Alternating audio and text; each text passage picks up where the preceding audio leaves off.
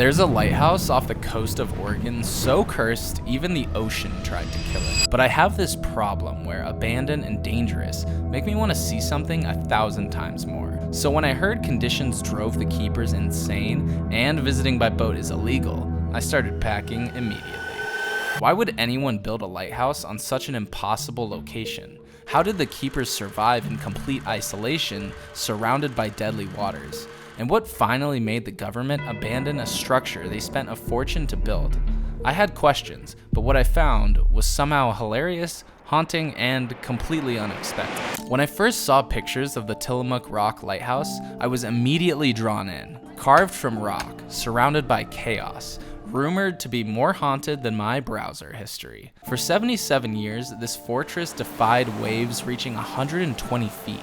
That's taller than a 10-story building, until the ocean won and the human keepers surrendered. But I wasn't just here for drone shots. I wanted to feel the story, understand why this place earned the name Terrible Tilly, and what I discovered made me see abandoned places in a whole new light. So I hiked to the best viewpoint. No boats, just boots. But I made a rookie mistake, listening to terrifying back-to-back podcasts on the way. Thanks, Mr. Ballin. So now I'm near a cliff, wearing drone goggles that block out everything but what the drone sees, and every rustle in the bushes sounds like Bigfoot is about to push me off the edge. So I retreated to the beach, and at least now if I disappeared, the news would have some good witnesses. I launched the drone. It soared, but then the wind basically gave it food poisoning. Violent, unpredictable movements in every direction. My drone started flashing wind warnings like my bank account after an impulse purchase. It basically rage quit, and I hadn't even gotten close. But this rock has a history of rejecting visitors. Before construction even began in 1879, a master mason named John Truavas was swept to sea just surveying the rock. Local workers refused the job, calling the project cursed. But the reason they picked this ridiculous spot, it was the only place with a clear enough view to guide ships past Oregon's deadliest stretch of coastline. So while waiting for the wind to chill out, I started digging, and I finally started to understand why they call it Terrible Tilly. Supplies had to be hoisted up 133 feet by crane, basically medieval Uber Eats. Even that sometimes failed. The lighthouse keepers were stationed on shortened 42-day rotations because conditions were so brutal. Cramped quarters, deafening foghorns, relentless storms. Some were so stuck in fight or flight mode, they passed notes at dinner instead of speaking. One was reportedly removed after trying to put ground glass in the head keeper's food. Talk about workplace tension. But what was waiting for me at this lighthouse would make all these failed attempts worth it, if I could just get my drone there. In October 1934, the worst storm ever recorded hit Tilly. The ocean ripped the lighthouse's 3,000-pound fog belt clean off the roof. Massive waves smashed through the lantern room, concrete walls cracked like eggshells.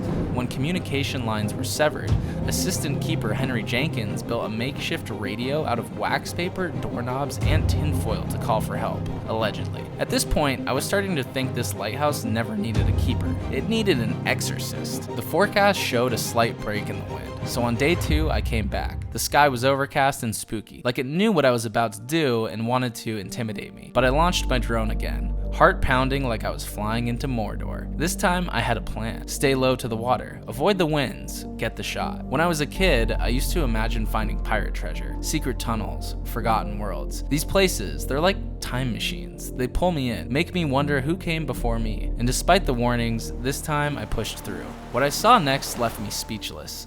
A crumbling fortress on a desolate rock. Windows blacked out like eyes that had seen too much. And the only signs of life? Hundreds of seals playing the most aggressive game of King of the Hill I've ever seen. They were fighting, barking, climbing over each other like chaos had claimed the castle. It wasn't just abandoned, it was occupied. And honestly, they looked like they were having the time of their lives. Construction of this lighthouse took over 500 days, with workers often stranded for weeks when storms destroyed their shelter. Just weeks before completion, the workers saw a ship coming, so they lit a bonfire to try and warn them. But it wasn't enough. All 16 crew members died. For decades, the keepers battled storms, depression, and hallucinations. Basically my pandemic experience, but with better views. But now, Terrible Tilly has new inhabitants. Curious, relentless, loud, and surprisingly agile on those rocks. You'd assume the reason they finally gave up in 1957 was the non-stop destruction and psychological trauma, but actually the real reason was that it had become obsolete due to advancements in maritime navigation technology. Watching those seals play on the ruins of humanity's failed attempts to tame the sea made me realize something. We built a lighthouse on a rock the ocean clearly wanted back. It beat us down, we left, but life, it kept going. And somehow, in the middle of all this history and chaos, I remember who I am. Curious, powered mostly by impulse, probably a little too stubborn, but always searching for stories hiding in random places. Stories that are far from over. Thanks for watching.